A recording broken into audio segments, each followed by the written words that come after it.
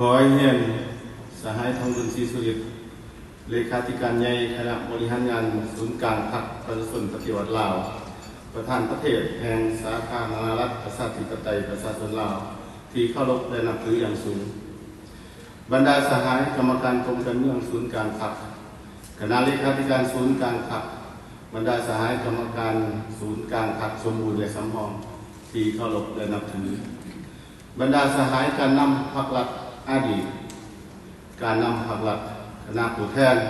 และแขกที่ถือเชิญที่นับถือและหักแพงกองประชุมใหญ่งานสื่อมวลชนทั่วประเทศครั้งที่หนึ่ง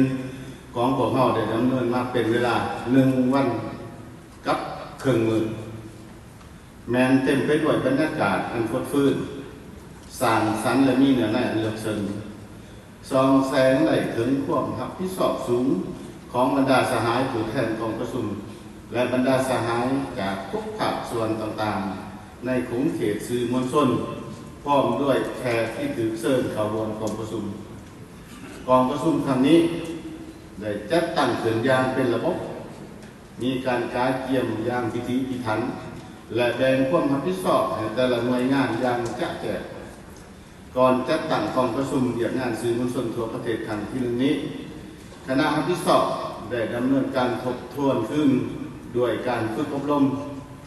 ประกอบความรู้สร้างความเข้าใจยกระดับหลักวิชาการที่สำคัญในทันแถวสื่อมวลชนในยุคใหม่เพื่อให้ตอบสนองกับยุคสมัยซึ่งมีเนื้อในอุดมสมบูรณ์ซองแสงให้เห็นถึงหลักการการนำพาของพรรคหลักจรรยาบรรณและการเคารพและปฏิบัติกฎหมายในขงเขตสื่อมวลชนที่มีเนื้อในรับประกันแน่ใส่สารการหันเปลี่ยนอย่างแข็งแรงเลือดเชิงและหอบดาบในขงเขตสื่อมวลชนเพื่อปฏิบัติหน้าที่เป็นกระบอกเสียงอันแหลมคมและจงรักภักดีต่อพรรครัฐและประชาชนในกองประชุมของเราได้รับฟังการสรุปตีราคาการจัดตั้งการเคลื่อนไหวเหลืองานสื่อมวลชนในระยะที่ผ่านมาเป็นการส่องแสงให้เห็นถึงผลงานของเหลืองานสื่อมวลชนทั่วประเทศและวางทิศทางแผนพัฒนาเหลืองานสื่อมวลชนแต่ในถึงปี 2030 กองประชุมได้รับฟังบทประกอบความเห็นของภาคส่วนต่างๆของสื่อมวลชนที่เกี่ยวข้องจำนวน12 ฉบับและ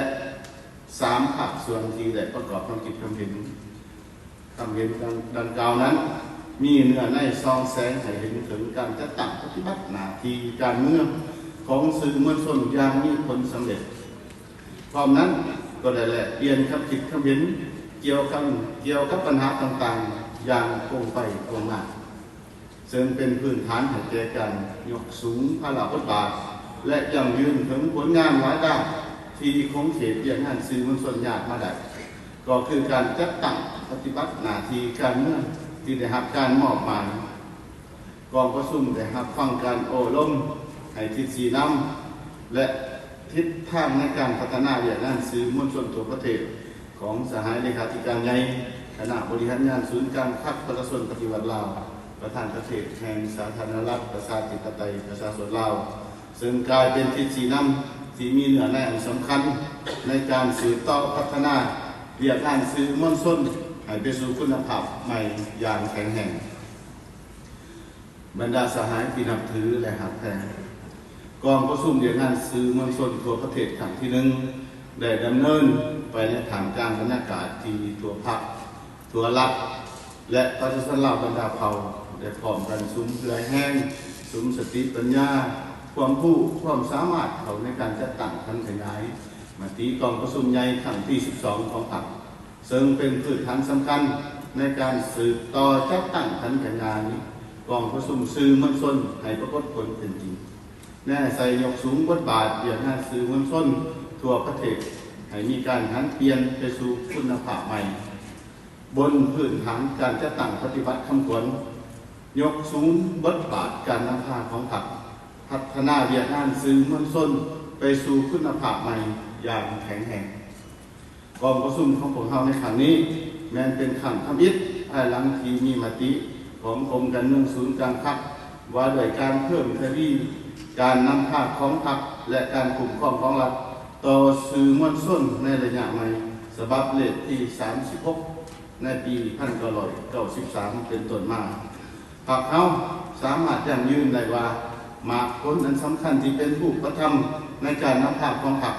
ต่อเวียกงานสื่อมวลชนในตลอดระยะ30กว่าปีที่ผ่านมาพวกเรามีความภูมิใจ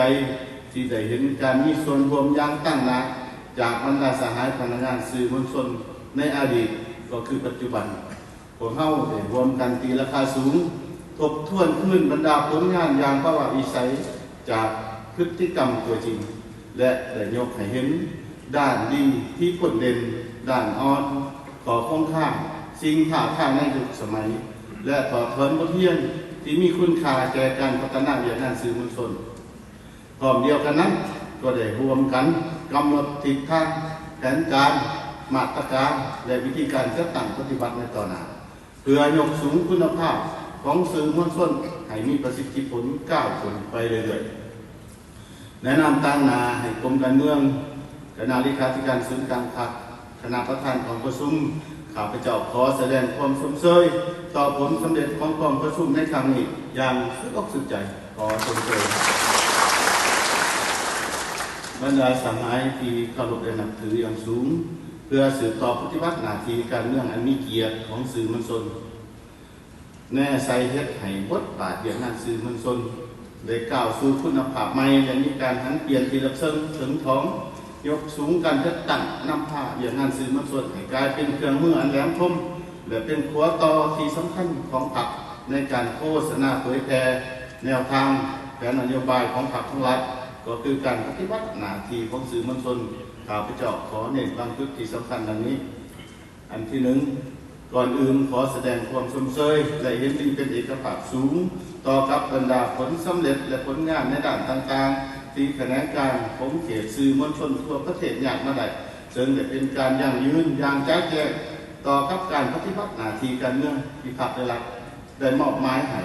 และขอเสนอให้บรรดาองค์การคณะการสื่อมวลชนทุกคุ้มเขตยงได้เอาใจใส่ต่อการเสริมขยายผลงานดังกล่าวให้นับเมื่อนับหลายขึ้นทั้งมีคุณภาพใหม่และมีการพัฒนาอย่างมุ่งมั่นเพื่อสร้างให้สื่อมวลชนเป็นเครื่องมือที่แหลมคมของพรรคเรา 2. คะแนนการสื่อมวลชนจงสืบต่อเอาใจใส่สร้างกลไกประสานงานการสมทบกับบรรดากระทรวงองค์การและท้องถิ่นรับผิดชอบงานสื่อมวลชน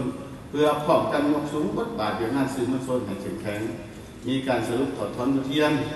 การปรับปรุงเนื้อในและรูปการนำข่าวเสนอข่าวการออกข่าวการวิเคราะห์วิจารณ์ข่าวให้มีคุณภาพเฮ็ดให้การตอบโต้ข่าวตอบโต้การบิดเบือนของพวกคนบ่ดีที่บ่มีมูลความจริงให้ทางการ 3. ยกสูงความรับผิดชอบและจัดตั้งขั้นขยายทิศนำของสหายเลขาธิการใหญ่คณะบริหารศูนย์การพรรคที่ได้ให้คำคิดคำเห็นโอ้ร่มต่อกองประชุมเพื่อเป็นทิศทางในการจัดตั้งปฏิบัติหน้าที่การเมืองของคณะการสื่อมวลชนในตัวประเทศให้ท่านการทันใจท่านยุคและบรรดาสื่อมวลชนจงพร้อมกันปฏิบัติหน้าที่ให้เป็นจริงตามทิศนำที่ว่าสื่อมวลชนเป็นผู้ที่ปากออกแสงเป็นผู้ที่แท่งเกิดใจผู้ที่สะดุ้งไหวเมื่ออ่านผู้ที่ผ่านอุปสรรคผู้ที่หักความจริงผู้ที่ยิ่งเกิดเป่าถือทัศนะนี้ทิศสี่นับดังกล่าวนี้เป็นเข็มทิศสี่บอกทางของสื่อมวลชนพร้อมกันปฏิบัติให้ปรากฏผลเป็นจริงอย่างมีประสิทธิผลสูง4สืบต่อนำเอาเนื้อในจิตใจของกองผู้ชมเวียกงานสื่อมวลชนทั่วประเทศในครั้งนี้ไปจัดตั้งหันขยายเข้าสู่เรื่องลึกแทบถึงตัวจริงและหันเป็นแผนงานแผนการแผนเรียกอันละเอียดให้แต่ละแขนงสื่อมวลชนในตัวประเทศเพื่อสร้างการหันเปลี่ยนมาอย่างแข็งแรงและมีประสิทธิผลในการพัฒนาเวียกงานสื่อมวลชนในระยะใหม่เพื่อให้ขาดหมายที่ว่างไว้ปี 2030ให้ปรากฏผลเป็นจริงบรรดาทั้งแถวสื่อมวลชนยกสูงความรับผิดชอบการเมืองที่ดำเนินการปรับปรุงแก้ไขบรรดาขอคงค้างในระยะใหม่ผ่านมาและพร้อมกันสำเร็จหน้าที่การเมืองที่ได้รับการมอบหมายได้สำเร็จมาผลและมีการพัฒนายิ่งขึ้นมาหอดเวลานี้กองประชุมเวียกงานสื่อมวลชนทั่วประเทศครั้งที่ 1 ของพวกเราได้สิ้นสุดลงตามจุดประสงค์และระดับขาดหมายที่วางไว้ข้าพเจ้าแนะนำตั้งนายกรมการเมืองศูนย์การพักคณะเลขาธิการศูนย์การพักขออวยพรใส่อันประเสริฐมายังสหเลขาธิการใหญ่คณะบริหารงานศูนย์การพักประธานประเทศแห่งสาธารณรัฐประชาธิปไตยประชาชนลาวที่ได้ให้เกียรติเขาร่วมเป็นผู้โอล้มต่อกองประชุมได้มีคำเห็นโอล้มให้ทิศให้ทางในการพัฒนาเรื่องงานสื่อมวลชนขออวยพรให้ทานจงมีสุขภาพเข้มแข็งอวยพรในการนำพักรัฐบรรดาสหายผู้แทนจากแขนงการสื่อมวลชนทั่วประเทศแขกเสือเซินจงมีสุขภาพแข็งแรงมีความสุขในครอบครัวและมีผลสำเร็จในทุกนาทีเรื่องงานที่ได้รับมอบหมายในโอกาสสุดท้ายนี้ข้าพเจ้าขอประกาศปิดกองประชุมเรื่องงานสื่อมวลชนทั่วประเทศครั้งที่ 1อย่างเป็นทางการนับแต่เวลานี้เป็นต้นไปขอขอบใจ